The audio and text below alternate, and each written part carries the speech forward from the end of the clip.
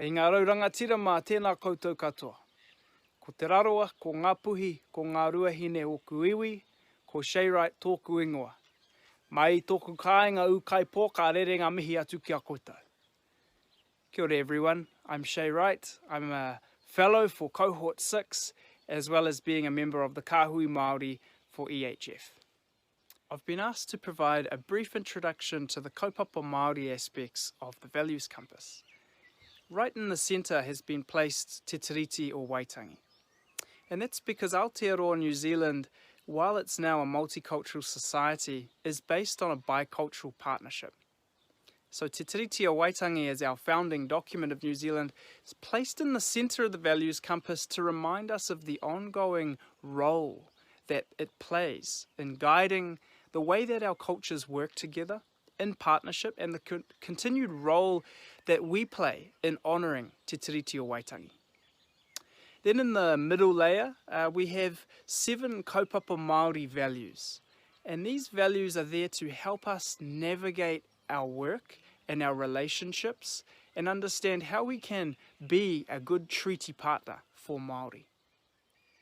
Arriving at these 7 kaupapa Māori values really reflects the personal journeys of our different fellows in working alongside and with Māori communities. For me personally, after working with more than 100 different Māori organisations and iwi tribal organisations and different communities, I can resonate with those 7 values in particular because they're commonly referenced by Māori communities.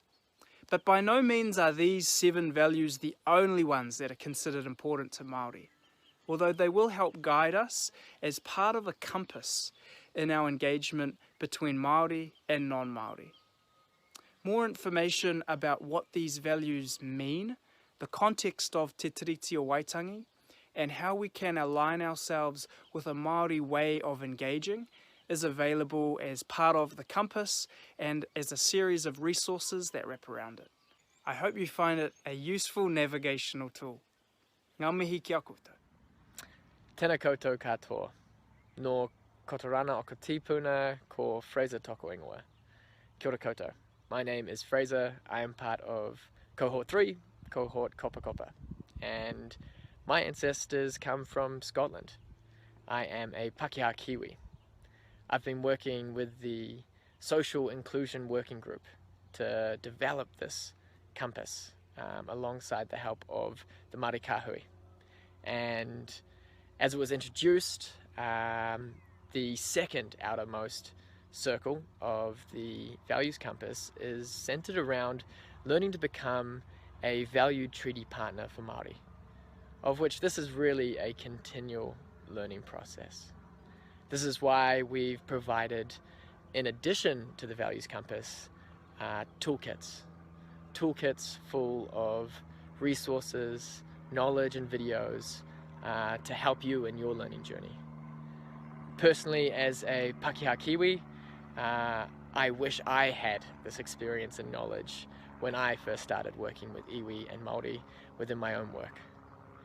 The toolkit includes resources on the Te Tiriti o Waitangi, the Treaty of Waitangi, Māori culture and history, as well as Te Reo, the Māori language.